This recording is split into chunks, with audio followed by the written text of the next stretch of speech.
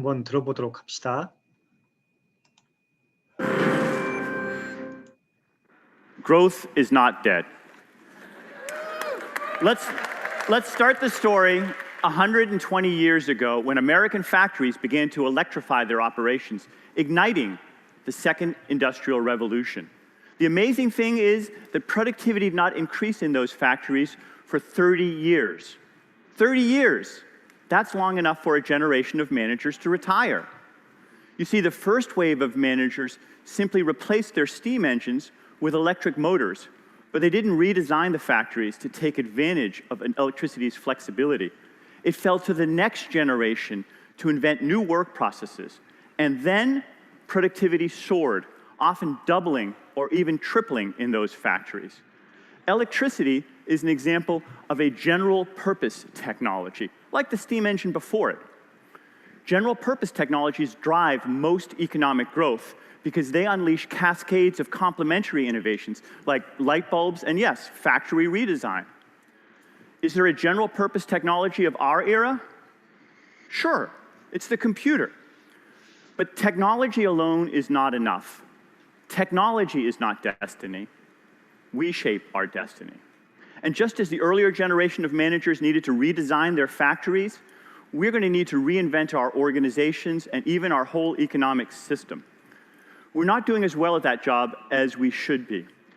As we'll see in a moment, productivity is actually doing all right, but it has become decoupled from jobs. And the income of the typical worker is stagnating. These troubles are sometimes misdiagnosed as the end of innovation, but they are actually the growing pains of what Andrew McAfee and I call the new machine age. Let's look at some data. So here's GDP per person in America. There's some bumps along the way, but the big story is you could practically fit a ruler to it. This is a log scale, so what looks like steady growth is actually an acceleration in real terms. And here's productivity.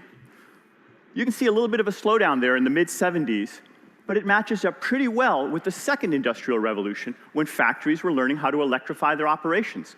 After a lag, productivity accelerated again. So maybe history doesn't repeat itself, but sometimes it rhymes. Today, productivity is at an all-time high, and despite the Great Recession, it grew faster in the 2000s than it did in the 1990s, the roaring 1990s, and that was faster than the 70s or 80s. It's growing faster than it did during the second industrial revolution. And that's just the United States. The global news is even better. Worldwide incomes have grown at a faster rate in the past decade than ever in history. If anything, all these numbers actually understate our progress because the new machine age is more about knowledge creation than just physical production. It's mind, not matter, brain, not brawn, ideas, not things. That creates a problem for standard metrics because we're getting more and more stuff for free, like Wikipedia, Google, Skype, and if they post on the web, even this TED Talk. Now, getting stuff for free is a good thing, right? Sure, of course it is. But that's not how economists measure GDP. Zero price means zero weight in the GDP statistics. According to the numbers, the music industry is half the size that it was 10 years ago. But I'm listening to more and better music than ever. You know, I bet you are too. In total, my research estimates that the GDP numbers miss over $300 billion per year in free goods and services on the internet. Now let's look to the future. There are some super smart people who are arguing that we've reached the end of growth. But to understand the future of growth, we need to make predictions about the underlying drivers of growth.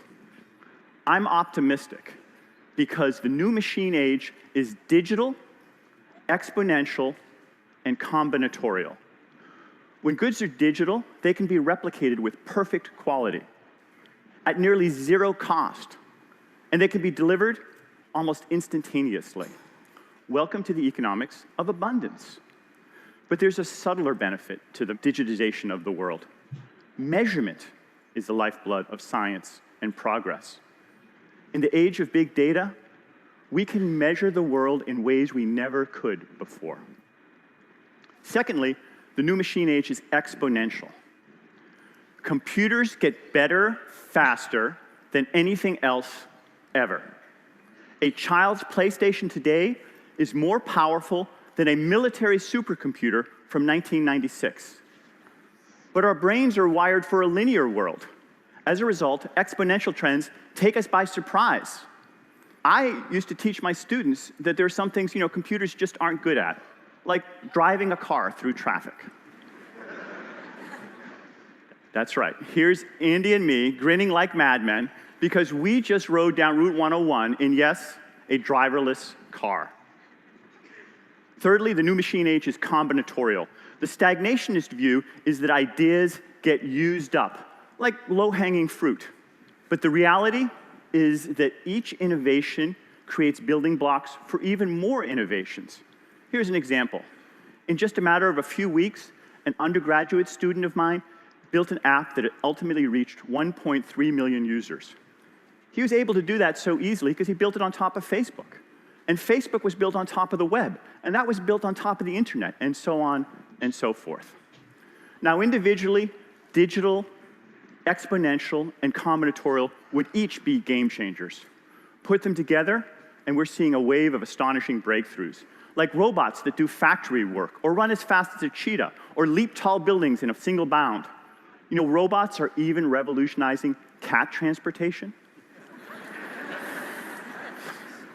But perhaps the most important invention is machine learning. Consider one project, IBM's Watson. These little dots here, those are all the champions on the quiz show Jeopardy! At first, Watson wasn't very good, but it improved at a rate faster than any human could. And shortly after Dave Ferrucci showed this chart to my class at MIT, Watson beat the world Jeopardy! Champion. At age 7, Watson is still kind of in its childhood. Recently, its teachers let it surf the internet unsupervised.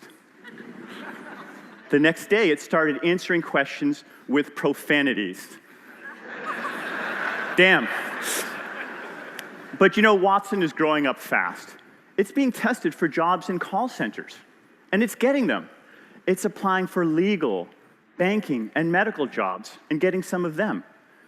Isn't it ironic that at the very moment we are building intelligent machines, perhaps the most important invention in human history, some people are arguing that innovation is stagnating? Like the first two industrial revolutions, the full implications of the new machine age are going to take at least a century to fully play out. But they are staggering. So, does that mean we have nothing to worry about? No. Technology is not destiny. Productivity is at an all-time high, but fewer people now have jobs. We have created more wealth in the past decade than ever, but for a majority of Americans, their income has fallen.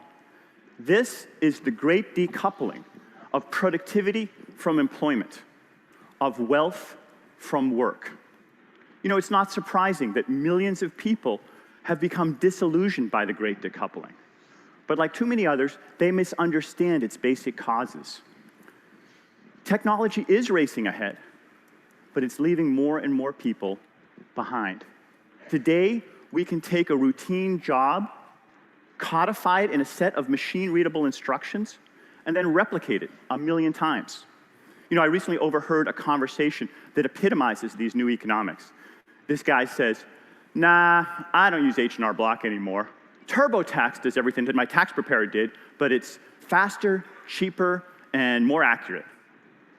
How can a skilled worker compete with a $39 piece of software? She can't. Today, millions of Americans do have faster, cheaper, more accurate tax preparation. And the founders of Intuit have done very well for themselves. But 17% of tax preparers no longer have jobs. That is a microcosm of what's happening, not just in software and services, but in media and music, in finance and manufacturing, in retailing and trade. In short, in every industry. People are racing against the machine, and many of them are losing that race. What can we do to create shared prosperity? The answer is not to try to slow down technology. Instead of racing against the machine, we need to learn to race with the machine. That is our grand challenge.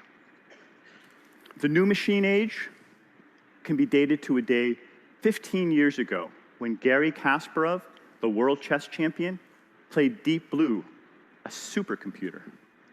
The machine won that day, and today a chess program running on a cell phone can beat a human grandmaster. It got so bad that when he was asked what strategy he would use against a computer, Jan Donner, the Dutch grandmaster, replied, "I'd bring a hammer." But today, a computer is no longer the world chess champion. Neither is a human, because Kasparov organized a freestyle tournament where teams of humans and computers could work together. And the winning team had no grandmaster, and it had no supercomputer. What they had was better teamwork. And they showed that a team of humans and computers working together could beat any computer or any human working alone. Racing with the machine beats racing against the machine. Technology is not destiny. We shape our destiny. Thank you.